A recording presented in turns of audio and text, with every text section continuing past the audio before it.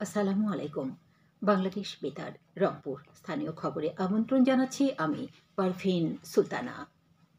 রংপুর বিভাগের নবনির্বাচিত উপজেলা পরিষদের চেয়ারম্যান ও ভাইস চেয়ারম্যানগণের শপথ আগামী মঙ্গলবার সকাল ৯টায় রংপুর বিভাগীয় কমিশনারের সভাকক্ষে অনুষ্ঠিত হবে। রংপুর বিভাগীয় কমিশনার কার্যালয়ের স্থানীয় সরকার শাখার উপপরিচালক মোহাম্মদ রিয়াজউদ্দিন স্বাক্ষরিত এক পত্রে এ তথ্য জানানো হয়েছে। এদিন রংপুর বিভাগের ১৯টি উপজেলা থেকে নির্বাচিত ১৯ জন উপজেলা পরিষদ চেয়ারম্যান এবং ৩৮ জন ভাইস চেয়ারম্যান শপথ নেবেন। শপথ বাক্য পাঠ করাবেন রংপুরের বিভাগীয় কমিশনার মোহাম্মদ জাকির হোসেন। শপথ গ্রহণ অনুষ্ঠানে অংশগ্রহণের লক্ষ্যে রংপুর বিভাগের নবনির্বাচিত উপজেলা পরিষদের চেয়ারম্যান ও ভাইস চেয়ারম্যানগণকে মঙ্গলবার সকাল ৮টায় রংপুর বিভাগীয় কমিশনারের সভাকক্ষে উপস্থিত থাকার জন্য অনুরোধ করা হয়েছে। আগামীকাল দুপুর ১টার মধ্যে নির্বাচিত চেয়ারম্যান ও ভাইস চেয়ারম্যানগণকে তাদের সর্বশেষ স্থাবর ও অস্থাবর সম্পত্তির বিবরণ সম্বলিত হলফনামা বিভাগীয় কমিশনার কার্যালয়ের স্থানীয় সরকার শাখায় প্রেরণ করতেও বলা হয়েছে। জয়পুরহাটে জাতীয় প্রাথমিক শিক্ষা সপ্তাহ ২০২৪ উদযাপনে আজ থেকে জেলা প্রাথমিক শিক্ষা অধিদপ্তরের ৩ দিনব্যাপী কর্মসূচি শুরু হয়েছে। শিশুবান্ধব শিক্ষা, স্মার্ট বাংলাদেশের দীক্ষা এ প্রতিপাদ্যে গৃহীত কর্মসূচির প্রথম দিনে আজ জেলা প্রাথমিক শিক্ষা অফিসারের কার্যালয়ের সামনে থেকে একটি বর্ণাঢ্য শোভাযাত্রা বের করা হয়। শোভাযাত্রাটি জেলা কালেক্টরেট চত্বর প্রদক্ষিণ করে একই স্থানে এসে শেষ হয়। এতে নেতৃত্ব দেন অতিরিক্ত জেলা প্রশাসক তৃপ্তি কণা মণ্ডল। এই কর্মসূচির আওতায় আগামীকাল আলোচনা সভা এবং মঙ্গলবার শিক্ষা মেলা ও উপকরণ প্রদর্শনী, শিক্ষামূলক সাংস্কৃতিক পরিবেশনা ও সমাপনী অনুষ্ঠিত হবে। ঢাকা আবহাওয়া অফিস জানিয়েছে, উত্তর পশ্চিম বঙ্গোপসাগর ও তৎসংলগ্ন এলাকায় অবস্থানরত ঘূর্ণিঝড় রিমাল উত্তর দিকে অগ্রসর ও ঘনীভূত হয়ে একই এলাকায় প্রবল ঘূর্ণিঝড়ে পরিণত হয়েছে। এটি আজ সকাল ৬টায় চট্টগ্রাম সমুদ্র বন্দর থেকে ৪০০ কিলোমিটার দক্ষিণ পশ্চিমে, কক্সবাজার সমুদ্র বন্দর থেকে ৩৬০ কিলোমিটার দক্ষিণ পশ্চিমে, মোংলা সমুদ্র বন্দর থেকে ৩৩০ কিলোমিটার দক্ষিণে এবং পায়রা সমুদ্র বন্দর থেকে ২৯৫ কিলোমিটার দক্ষিণে অবস্থান করছিল। এটি আরও উত্তর দিকে অগ্রসর হয়ে আজ সন্ধ্যা থেকে মধ্যরাত নাগাদ মোংলার নিকট দিয়ে সাগর আইল্যান্ড খেপুপাড়া উপকূল অতিক্রম করতে পারে।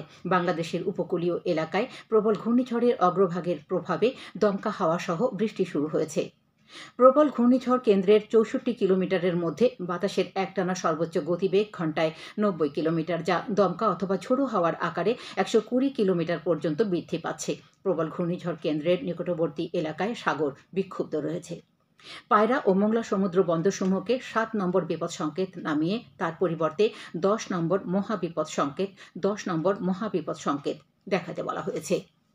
উপকূলীয় জেলা খুলনা, সাতক্ষীরা, বাগেরহাট, পিরোজপুর, ঝালকাঠি, বরগুনা, বরিশাল, ভোলা, পটুয়াখালী এবং তাদের অদূরবর্তী দ্বীপ ও চরসমূহ ১০ নম্বর মহাবিপদ সংকেতের আওতায় থাকবে। কক্সবাজার ও চট্টগ্রাম সমুদ্র বন্দরকে ৬ নম্বর বিপদ সংকেত নামিয়ে তার পরিবর্তে ৯ নম্বর মহাবিপদ সংকেত দেখাতে বলা হয়েছে।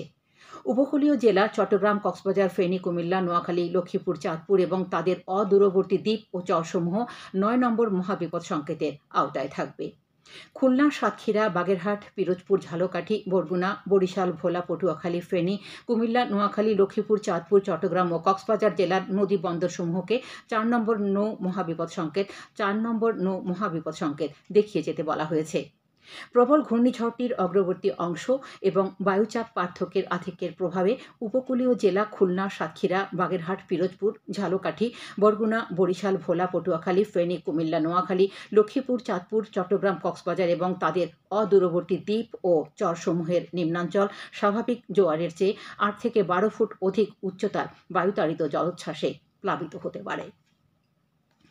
প্রবল ঘূর্ণিঝড়ের প্রভাবে রাজশাহী, রংপুর, ময়মনসিংহ, ঢাকা, খুলনা, বরিশাল, চট্টগ্রাম ও সিলেট বিভাগে দমকা অথবা ঝোড়ো হাওয়া সহ ভারী থেকে অতি ভারী বর্ষণ হতে পারে। অতি ভারী বর্ষণের প্রভাবে কক্সবাজার, বান্দরবান, রাঙামাটি, খাগড়াছড়ি ও চট্টগ্রামের পাহাড়ি অঞ্চলের কোথাও কোথাও ভূমিধস হতে পারে। উত্তর বঙ্গোপসাগর ও গভীর সাগরে অবস্থানরত মাছ ধরার নৌকা ও ট্রলার সমূহকে পরবর্তী নির্দেশ না দেওয়া পর্যন্ত নিরাপদ আশ্রয়ে থাকতে বলা হয়েছে। এদিকে আজ সন্ধ্যা ৬টা পর্যন্ত পূর্বাভাসে বলা হয়েছে খুলনা, বরিশাল, কুমিল্লা, পটুয়াখালী, নোয়াখালী, চট্টগ্রাম ও কক্সবাজার অঞ্চলসমূহের উপর দিয়ে দক্ষিণ-দক্ষিণ-পূর্ব দিক থেকে ঘন্টায় ৮৯ কিলোমিটার বা তার চেয়ে বেশি বেগে দমকা অথবা ঝোড়ো হাওয়া সহ অস্থায়ীভাবে বৃষ্টি অথবা বজ্রসহ বৃষ্টি হতে পারে। এসব এলাকার নদীবন্দরসমূহকে ৪ নম্বর মহাবিপদ সংকেত দেখাতে বলা হয়েছে। এছাড়া দেশের অন্যান্য অঞ্চলসমূহের উপর দিয়ে একই দিক থেকে ঘন্টায় ৬০ থেকে ৮০ কিলোমিটার বেগে দমকা থেকে ঝোড়ো হাওয়া বয়ে যেতে পারে। সেই সাথে বৃষ্টি অথবা বজ্রসহ বৃষ্টিপাতের সম্ভাবনা রয়েছে। এসব এলাকার নদীবন্দরসমূহকে ২ নম্বর নৌ হুঁশিয়ারি সংকেত দেখাতে বলা হয়েছে। খবর শেষ হলো। আমাদের পরবর্তী স্থানীয় খবর প্রচারিত হবে বেলা ২টো বেজে ৫ মিনিটে।